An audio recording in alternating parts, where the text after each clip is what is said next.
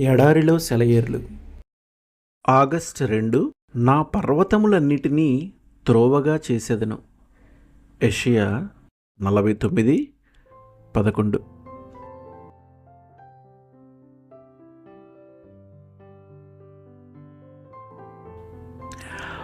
ఆటంకాలను దేవుడు తన చిత్తాన్ని నెరవేర్చే సాధనాలుగా చేసుకుంటాడు.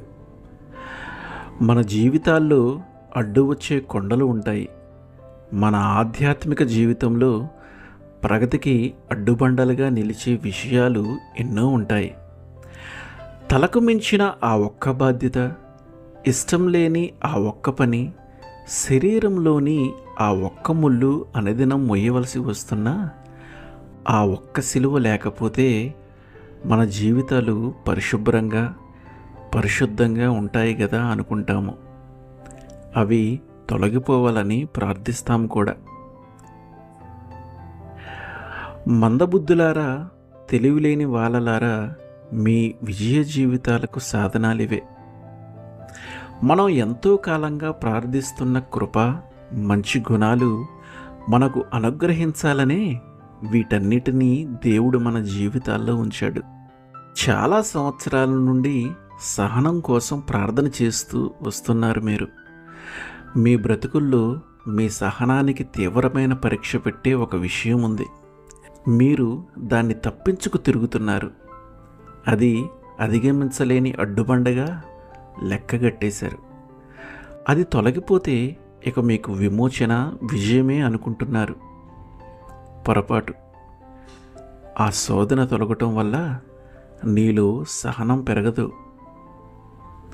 సహనం ఎలా వస్తుందంటే, ఇప్పుడు దుర్భరంగా ఉన్న శ్రమలను ఎదుర్కొని వాటిని తుదముట్టించగలగాలి.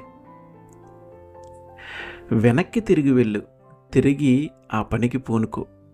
యేసుకు ఉన్న ఓపికలో పాలు పంచుకో. ఆయనతో కలిసి నీ శ్రమలను ఎదుర్కో. జీవితంలో వేధించి చిరాకు పెట్టే విషయాలన్నీ అంతలో గొప్ప ఫలితాలనిస్తాయి. అవన్నీ దేవుని పర్వతాలు. ఆయనే వాటిని అక్కడ ఉంచాడు. దేవుడు తన వాగ్దానాల విషయంలో మాట తప్పడని మనకు తెలుసు. అన్ని మార్గాలు ఆయనకు అవగతమే.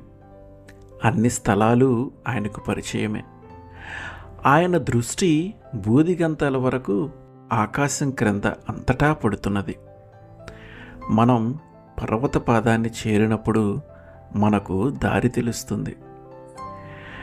శ్రమలోని అంతరార్థం యోగ్యతను పరీక్షించటం మాత్రమే కాదు, దాన్ని పెంపొందించటం కూడా. మద్ది చెట్టు గాలివానలో పరీక్షకి గురవడమే కాదు, దృఢపడుతుంది కూడా.